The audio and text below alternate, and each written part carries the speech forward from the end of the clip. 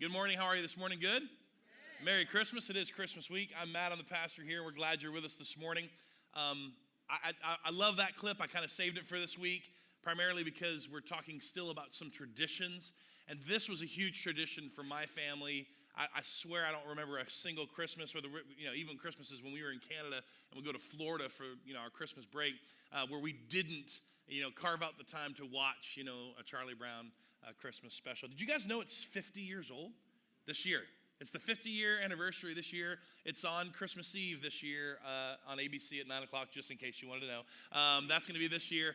And it's just really, really cool. I love that. If you're just now joining us, we're in the middle of a series called Why Christmas? And the big deal for us is that we like questions around here. And I remind you this every week, that you can always ask questions of us. We want to talk about some of the things that you're kind of dealing with and talking about in your life. You can email us at Q&A at thejourneyonline.com, or you can text the number that's there. We'd love to hear from you and kind of hear some of the questions you have, even in this holiday season that you're kind of facing, especially today as we talk about hope for the family. And so at the end of this series, kind of Sunday morning series-wise, we kind of ride this into Christmas Eve, but we're asking the question, why Christmas? Because a lot of things like traditions that we all have, we don't oftentimes ask, why do we do these things? We just do them because, that's what you do. That's what we did. That's what I do all the time. That's what my family did. That's what your family did. Tracy and I kind of grew up in two very different families. My parents didn't care when we celebrated Christmas. Sometimes it was on the road. Sometimes it was in July. Sometimes it was, it just didn't matter to my family. My family was kind of the more the merrier. Let's cram 30 people into a 1,500 square foot house. It's fine. I slept in the garage several times in a cot beside the car. That's just what my family was with Christmas time. My wife's family was very, very, very traditional, right? It was always Christmas Eve was this. They teased them with Santa on the news, oh, he's almost over North Carolina. You better get to bed. All those things. They woke up, at grandma's house every year. It was just a lot of this tradition. And we just kind of, and then we got married and we had to start our own traditions and argue for the first several years as to what traditions we were going to follow. Like you guys don't know what I'm talking about. Okay. That tends to be the case. So often, a couple weeks ago, I shared with you some other things that, some traditions that we follow and just kind of the root behind them, the history behind them. Here's a few more traditions. St. Nick, I'm not going to do that to ruin anyone's day today. I actually wrote a whole blog about it yesterday. I wrote a blog for Monday. If you want to know how my family and I celebrate with our kids with Santa Claus and all that, even including now, we do it every year, how we do that as a family and what it is our strategy there. Feel free to read that tomorrow. I'm going to try not to do it this morning just in case, I ruin anyone's day. So anyway, stockings is another one that's kind of tied to St. Nick.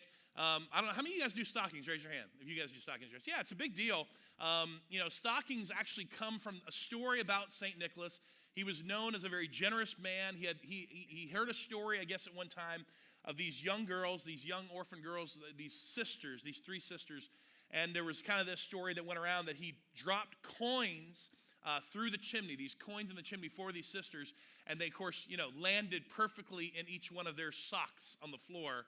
They were warming by the hearth, warming by the fire. He kind of threw these coins down. They just landed in all these girls' socks, and of course, that's where it kind of, the idea of presents and stockings kind of come from St. Nick in terms of, they would do that oftentimes to hope that that kind of fortune came on them. Mistletoe is another cool one. I don't know if you guys know the story about mistletoe. Kind of we talked about a couple weeks ago, we talked about evergreens and trees, and it's kind of a very mystical thing. They also believed that mistletoe is a very kind of spiritual, mystical charm.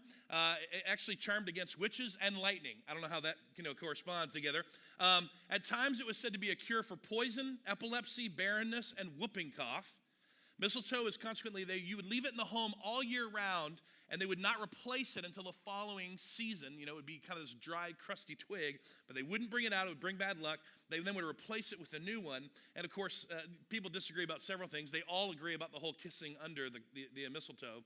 But traditionally, a man can take a kiss from a girl under the mistletoe, but he has to pluck a berry from the plant and present it to her with each kiss.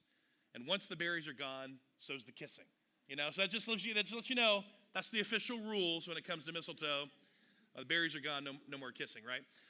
Obviously, for us, we want to ask some of those questions. It's fun to just find out why do we do some of the things we do at Christmas time. But we are asking the question as a church, as kind of a series, Why is Christmas so different? What makes Christmas time, makes Christmas season, and we talk about the Bible and Christ and, all year long. What makes Christmas so different for us, this season of time from Thanksgiving to New Year's? Why is it so different for those who follow Christ, for those who claim to be saved? It's a time in history where everything changed. And so for us, we want to ask some of those questions. Why? What exactly was it? And for us, the answer, I'll give you the answer in a minute. But before we do that, I want to kind of hit this. Christmas is most often tied to this big, strong personal tie to family. All right? Whether it's good or bad. There's something about Christmas that sort of immediately equates to an idea of family, and you can replace family with anything. I'm talking about loved ones, close personal relationships, close circles, if you will. There's something that's just synonymous with Christmas and family, Christmas and our loved ones, Christmas. And it doesn't matter for you, it could be memories. And again, it could be good or bad. It doesn't matter if it's you, it's, watching Christmas special and you all of a sudden picture you as a kid and it's a good memory that you have, but you may have very bad memories. Christmas may come often, and what comes up in you is still a tie to personal relationships, a tie to family, but it's not very many good memories possible. It ties to who we're going to spend time with. I mean, everybody's sort of this time of year in the present. What loved ones are we going to see? Who we're going to go? Where are we going to go? Where are we going to travel? How are we getting together with our friends and our family? And it's always tied to this gathering aspect of things. It's also tied to the people that we've lost. People who maybe at one time were in our life, but they're no longer in our life. And it doesn't matter whether it's, a distance or death. It doesn't matter if it's 5 months or 5 years. Christmas will always bring feelings out in us, good and bad. Good for maybe the future. Like, I can't wait till I have kid one day. We're going to do this. And I can't wait to be married one day. We're going to do this. Or in your life where you go, I used to have and I used to be with, and it no longer is the case. It's so tied to this season. And oftentimes, I like to say sometimes too, that it tends to exaggerate the bad. It tends to focus in on the negative, sometimes for us.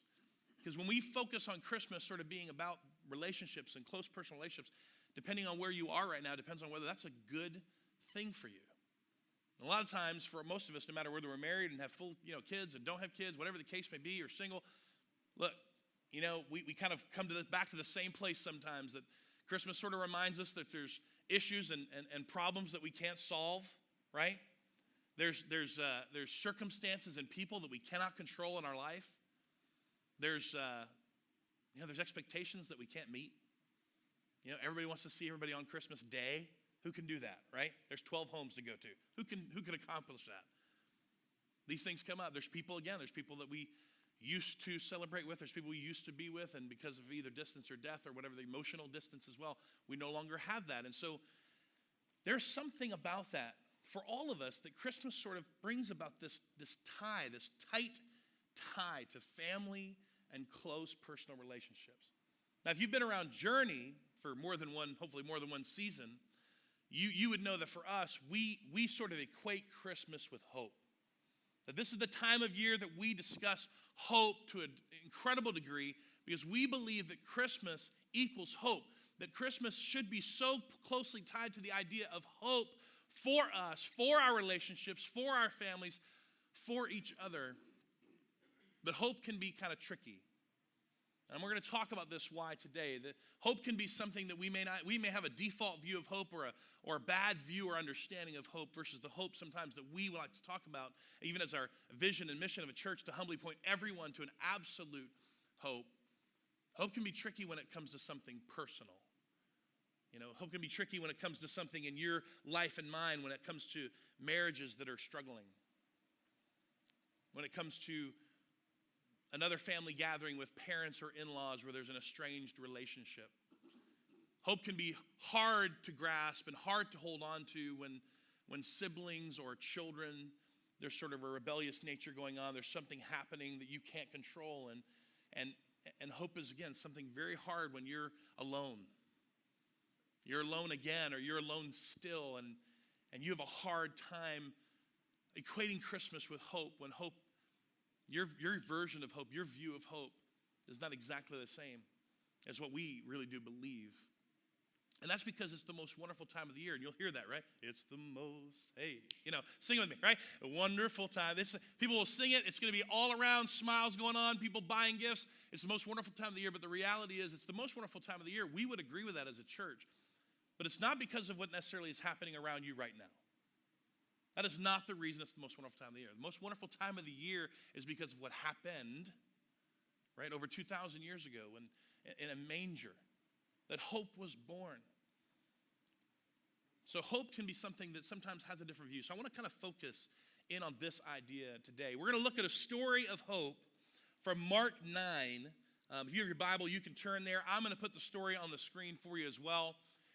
Mark 9 is a story of hope, and I want to walk us through this, and then I'll come back and kind of share some things about the story. But before we get there, I'll set us up. Jesus, it's really kind of cool. Jesus and Peter and James and John, they kind of go up to this mountain at the beginning of Mark 9. They go to a mountain, and it's called the Transfiguration because basically, the three guys, his inner circle, are there, and Jesus is kind of off to his own up on the hill, and Jesus begins to change. There's a physical change happening, and all of a sudden, they see Moses and Elijah, chatting it away with Jesus. They're having a picnic on the mountaintop. And there's a really cool moment that happens here, and we can't go into the whole story, but they're sort of coming back down the mountain from this, Jesus and these three disciples. And then we pick up in the story because what's happened is he's left the other disciples down on the mountain, down the bottom of the mountain, and they begin to have some arguments with some of the Pharisees and religious leaders of the day, and people are beginning to crowd around because everybody knows who Jesus' disciples are at this time. And we kind of pick up the story from here. But it's interesting that this beautiful, amazing thing happens, and they walk back to kind of some chaos on the bottom of the hill. Let's pick up in verse 14. It says this: when they returned to the other disciples, they saw a large crowd surrounding them, and some teachers of religious law were arguing with the disciples. When the crowd saw Jesus, they were overwhelmed with awe, and they ran to greet him. And I love this where he says, "What's all the arguing about?" Jesus asked. He wants to know, what's going on. And one of the men in the crowd spoke up, and he said, "Teacher, I brought my son so you could heal him. He is possessed by an evil spirit that won't let him talk." Keep going. "And whenever the spirit seizes him, it throws him violently to the ground, then he foams at the mouth and grinds his teeth and becomes rigid. So I asked your disciples to cast out the evil spirit, but they couldn't do it." Now, this is a big deal because they've already, at this point in the story, from a chronological standpoint, the disciples have already experienced some moments where they've already healed, they've already cast out spirits, they've done all this in Jesus' name. Jesus has sent them out two by two, and they've already had some experience. So this wouldn't have been an unlikely thing for him to ask them, "Hey, is there anything you guys can do?" and for them to try. But for some reason, it didn't work. They couldn't do it. And there's an answer to that sort of at the end of the story. But that's a moment where, this guy's answering the question for Jesus. Hey, what's all the arguing about? Well, they're arguing about this. They're arguing about the fact that he brought the son and that he's looking for healing. He's looking for deliverance. But the disciples of Jesus couldn't do it. Now, Jesus says to them, "You faithless people, how long must I be with you? How long must I put up with you? Bring the boy to me." Now, I want you to notice, frustration is not a sin. Everybody get that? Frustration is not a sin. This is not the only time that Jesus is going to be recorded going, "Where is your faith?" Right? What's going on? I'm not going to be here forever. That's basically what he's saying. How long must I be with you? Where is your faith in this? He says, "Well, bring the boy to me." So they brought the boy, and when the evil spirit saw Jesus, it threw the child into a violent convulsion, and he fell to the ground, writhing and foaming at the mouth. How long has he been like this? Or how long has this been happening? This is Jesus' question to the dad. And he replied, "Since he was a little boy." Now, I don't know how old the boy is now, but apparently there's been some time. There's been some distance from a little boy. I'm not sure how young that would be, but this is something the father's been experiencing for a long time, as he kind of explained it earlier. And the spirit often throws him into a fire or into water. It tries to kill him. Have mercy on us and help us if you can. What do you mean if I can? Question mark. Jesus asked, "Anything is possible if a person believes." And the father instantly cried out, I do believe, but help me overcome my unbelief. Then Jesus saw that the crowd of onlookers was growing, and he rebuked the spirit. Listen, you spirit that makes this boy unable to hear and speak, he said, I command you to come out of this child and never enter him again. The spirit screamed and threw the boy into another violent convulsion and then left him. The boy appeared to be dead, and a murmur ran through the crowd as people said, he's dead. But Jesus took him by the hand and helped him to his feet, and he stood up. Now, there's so many things in this story that I would love to highlight. I would love to point out. I mean, there's too many things, honestly. And I want to just view this story from the lens of hope, from the lens of us understanding hope in our lives when it comes to those things that are deeply personal for our family, for our loved ones, for our close relationships. How you and I often view hope. So just going back to the statement in the middle of the verse, I want us to just look at this understanding. There's a default view of hope, and I'm calling it kind of a default view because it's kind of a basic thing. Most everyone would fall into a category when it comes to the word hope, that this is what it looks like. The default view of hope is this, is that it's realistic expectations with wishful optimism. That when we throw around the word hope, well, I hope this happens, I hope it's a good day for you, I hope it's going to work out. I hope it works. It's oftentimes associated with this default view that we all kind of have a realistic expectation, but there's wishful optimism, right? There's a wishful optimism that something's going to be better.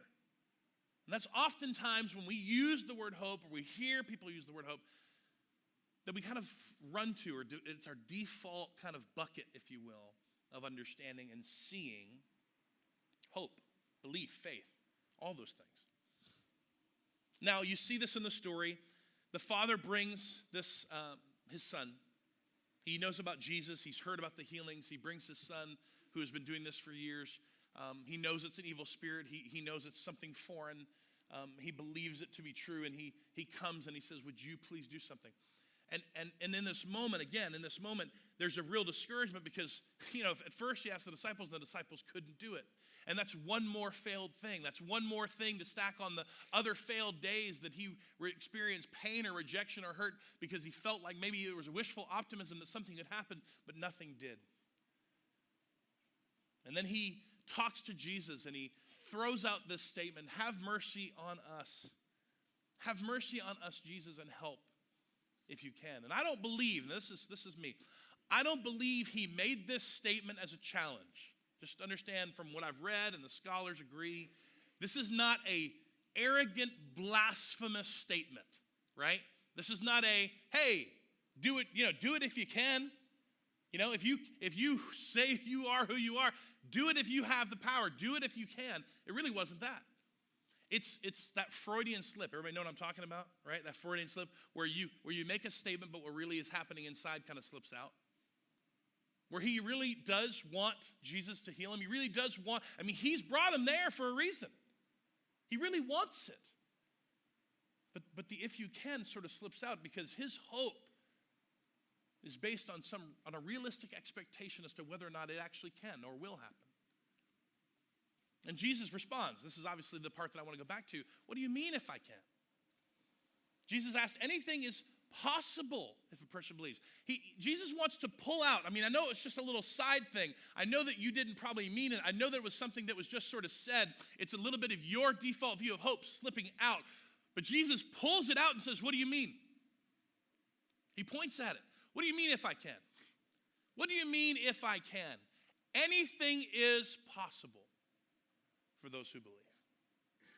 I love that as Mark describes this, in all the versions you can read, go back to the next verse, he says this, he instantly cried out. It was an instant correction because he says, I do believe. I do. I absolutely do believe. I believe that was true for him. But he said this, but help me overcome my unbelief. Help me overcome this place that I slip to, this default view that I go to. Help me overcome my unbelief. This is just our default view of hope. Again, realistic, expectations with wishful optimism. Let's just read that definition together. You ready? Realistic expectations with wishful optimism. One more time. Realistic expectations with wishful optimism. You know how easy it is for you and me to believe for hope for someone else, right? We can believe for hope for everyone else. You know, we talked about the first couple weeks, hope for the helpless, hope for those in incredible need. And you and I as Christians can come together and we can believe that Jesus is the answer for those people who need him. We believe Jesus can solve their problem. We believe Jesus can redeem and restore and forgive and bring grace and mercy. We can believe that for them. Last week, David talked about hope for the hurting, for those experiencing pain, for those in the middle of something that they just can't see past. And our friends and even people who are close to us, the people that we see, we can say, no, there's hope for you. We believe that there is hope in Jesus. We can state it, we can believe it, we can pray for them. But when it affects you and me, when it's our family, when it's our marriage, when it's our close relationships, when it's our personal connections, we have a very, very hard time believing in the same hope. Because I live with him. I live with her. That's the way my dad's always been. That's the way my mom always says. That's how my sister always acts. When it comes to this season and we begin to experience some of the complications that come with close relationships and family, it is very, very hard for you and I sometimes to cling to the hope that we talk about when it comes to Jesus. We say the words, it might even come out of our mouth, but the reality is we often drift personally to a place of realistic expectation. Just with kind of a wishful optimism, wishful prayer. You know? This is very natural for us. And it's strong, and I'll tell you why it's strong in a minute. But, you know, you hear the Father, when Jesus, challenges him, you hear the Father say, no. He wants to believe it. He wants to believe it, but his son has been this way for years, right? For years, he's been throwing himself down, convulsions, sickness, trying to kill himself. He has been experiencing this pain over and over and over and over and over and over and over again. Now, he does believe it. There's something about him that draws him to go to Jesus. There's something about his faith in terms of a stated faith that he goes because he believes that there is an answer. But really, his hope slips out because his hope is ultimately, I don't know if it ever will change, and I don't really believe that it possibly will. And so there's these wishful attempts and wishful prayers and wishful requests like the one he gives Jesus. He's already been disappointed that the disciples couldn't do it. So he's already been crushed again. Now Jesus comes and he says, look, please have mercy on us. Help us if you can. He's just coming from that default place that we all live in. Where we say hope, but hope becomes this kind of wishful optimism. And isn't that what we all do, right? Christmas time shines a light on the fact that our marriage is not what it could be or should be or we desire it to be. And we may pray often for it to change. We may pray often for it to be different. But the reality is you've been sitting with it for years, and so your prayers have become more wishful optimism than anything. Your marriage is not getting any better, and things haven't changed all that much from last Christmas. That's just the way he is, and that's just what her heart is currently saying and telling her, and there's nothing I can do, and I guess this might be as good as it's going to get. And yet we use the word hope. And we might even have other friends going through other things, and we can even say, well, there's hope for them. There is hope for that marriage. There's hope for them. But for you and I, it gets so much more difficult to really embrace it. And we just drift to this default view. For kids, for siblings, for parents, for in-laws, for, going to a gathering, dad's going to drink too much. I know it. My sister's going to grill me again about this issue. You begin to think through all the things that are going to happen, the people you can't control, the expectations you can't meet. You begin to work through all of these complications, and you have a hard time outside of throwing up a last-minute Hail Mary prayer. God, please let it be different this year. you realize that your hope is absolutely in realistic expectations with kind of a wishful optimism. And that's what we all do. I'm just telling you, it's a strong pull to us. Now, there's a side note. I can't go into this too much, but there's a side note that I want to make sure we highlight from this story. The disciples couldn't do it. And later on, they would ask Jesus, hey, Jesus, why couldn't we do this?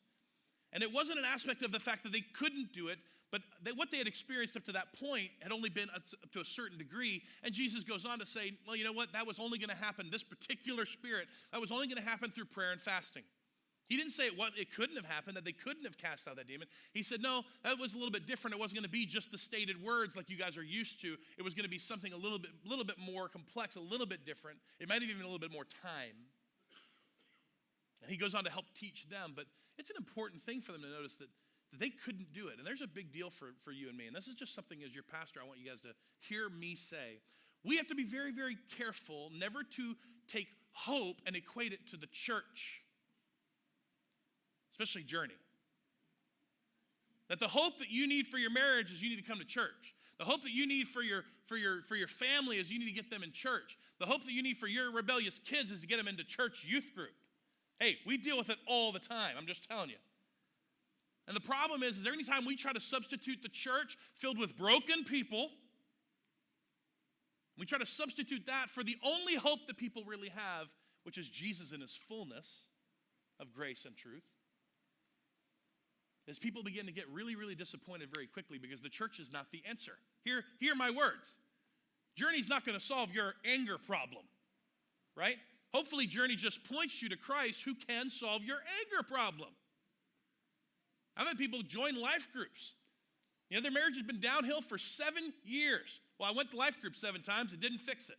No, duh. Right? The life group isn't meant to fix it.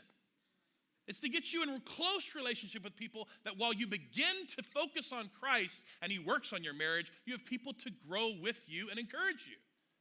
We cannot replace the hope that we claim is only Christ with anything that the church does. Anything that the church is. I love Journey Church. Journey Church is amazing. We are all broken people and we're going to fail often. So the last thing I want to do is let people know, oh no, the hope is here. Come here. Come here. This is the hope. Why is our mission statement? Point everyone to absolute hope. It's stated in our statement. It's not us. But we want to point you to absolute hope. Here's how I'm going to describe absolute hope. We have our default view of hope, and then there's absolute hope. There's a reason that we have thrown that word on top of it because we want to distinguish the hope we're talking about in Christ as absolute, sure, concrete, unchanging, unwavering hope. And that is this. It is the light and life that cannot be overcome. I use these words because I want to read again what I read a couple weeks ago, which is one of my favorite passages at Christmas time, which is John. John is not part of the synoptic gospels. John writes his gospel very thematically, and John 1 doesn't start with the birth of Christ, although John, who lives with Mary, for the rest of her life and the rest of his life, John, who has probably heard the story from Mary 1,000 times about baby Jesus cutting his first tooth, right? I mean, he's probably heard the story a lot. But John writes his gospel and does not start with the lo, behold, in the manger. He doesn't start it with that. He starts by painting a picture, a very thematic, beautiful picture of what it was like when Christ came to us. Here's John 1. Start in verse 3 and go through verse 6. And through him all things were made, and without him nothing was made that has been made. In him was life. And that life was the light of all mankind. And the light shines in the darkness. And I love this statement. And the darkness has not overcome it. John is probably in his 70s, the best we can tell, when he wrote this. He's not young. He's not just now hearing the birth story one more time from Mary. He's not in this place of the high, if you will, of the church beginning and things happening. He is 70 years old or plus. He has experienced amazing things in his life, as he will attest to in his gospel, but he has also experienced incredible pain. He's experienced the temple being torn down. He's experienced, the Jewish people being tortured and the church having a very rocky start in that light, where Rome has come in and sacked Jerusalem, where hundreds of thousands are killed and imprisoned. He's experienced darkness, if you will, in circumstances he can't control, and things that he can't do, and but he looks at the whole picture, and he says, I know what happened when Christ came. Hope was born. And he says, and there was light and life, and guess what? It's shown in the darkness, and the darkness has not overcome it. That's a beautiful way of describing what absolute hope is. It is life and light that cannot be overcome, or cannot overcome it. Let's go to that thing. We're going to read it together. Is it there again? Yeah, absolute hope. Let's just read this together. It's the life that cannot be overcome. One more time. The light and life that cannot be overcome. That is our absolute hope. This is what we claim to point people to. This is what we cling to. This is the part of us that needs to get to when we are personally struggling with a default view of hope, because it's just realistic expectation with wistful optimism, especially when it comes to our family, especially when it comes to our personal relationships. We have to move back to a place. Christmas should be the time in which we are reminded of an absolute hope. Something that is sure, something that is unwavering. It is a light, not a light at the end of a tunnel. People would often talk about hope being kind of this thing. Oh, it's this glimmer of light at the end of a tunnel. We just got to work through the hard stuff to get to the light. No.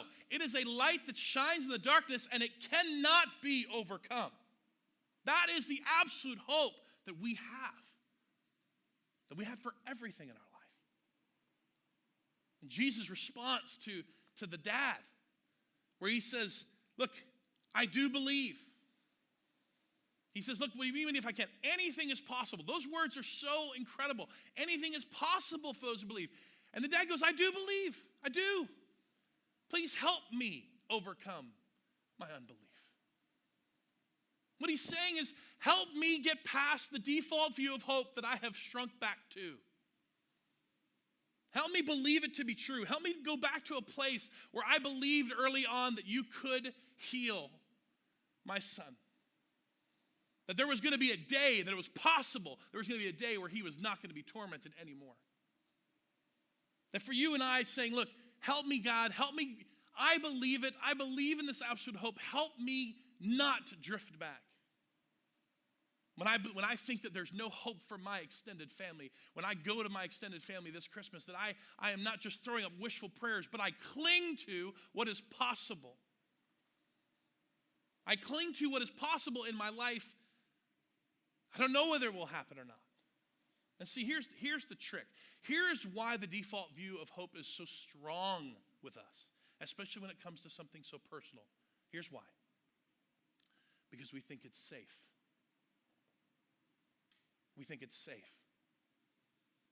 Because if we were to open our heart up all the time to the fact that anything is possible, then every time it doesn't happen, and every time I'm hurt again, and every time I experience that pain again, or that rejection again, or it doesn't get solved, or it doesn't get fixed, every time I do that and experience and open myself up to the fact that it's possible, I'm going to live a life of tension and pain. And so what feels safe to us is to have a default view of hope.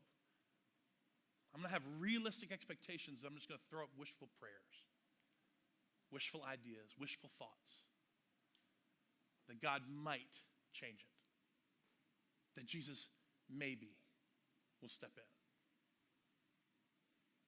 And that is so the wrong view of hope.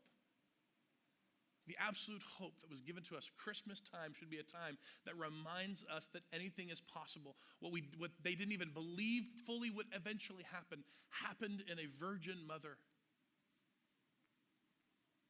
when hope was born. Here's Jesus saying, look, anything is possible. And the Father immediately going to a place that says, yes, help me. And that's the place we have to all come to in our lives. Look, help me. Help me when I've given up hope that you can bring health to my extended family, health to my estranged relationship with my mom and dad. Help me when I get to this place. Help me when I've given up hope that you can step into this relationship, this romantic relationship, or this thing that I'm entering into that I feel nothing but pain right now. Help me when I get to a place and I don't really believe that you can fix the marriage. Help me get to a place and I go, anything is possible. You can bring it back to life. That's what Jesus does. Why? Because John says the darkness has not overcome it.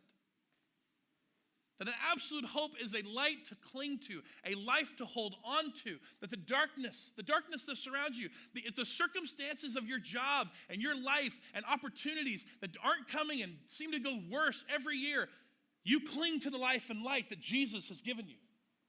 Because the darkness cannot overcome the absolute hope that he brings. For your marriage, for your family, for your parents, for your siblings, for your rebellious kids. The darkness cannot overcome the hope that he has given us. And this is the reason why we point everyone to absolute hope. We don't say, hey, bring them to a service and we'll pray for them. Bring them to church. We don't say invite them to Christmas Eve because we think Christmas Eve services are the thing that's all of a sudden going to happen and it's going to change things. We say, hey, bring them to Christmas Eve. You know why? Because we want to point people to an absolute hope that they can cling to for the rest of their life. A life and a light where anything is possible. And even though there's pain, even though right now, listen, it may not be the most wonderful time of the year right now for you based on the circumstances that you are currently in.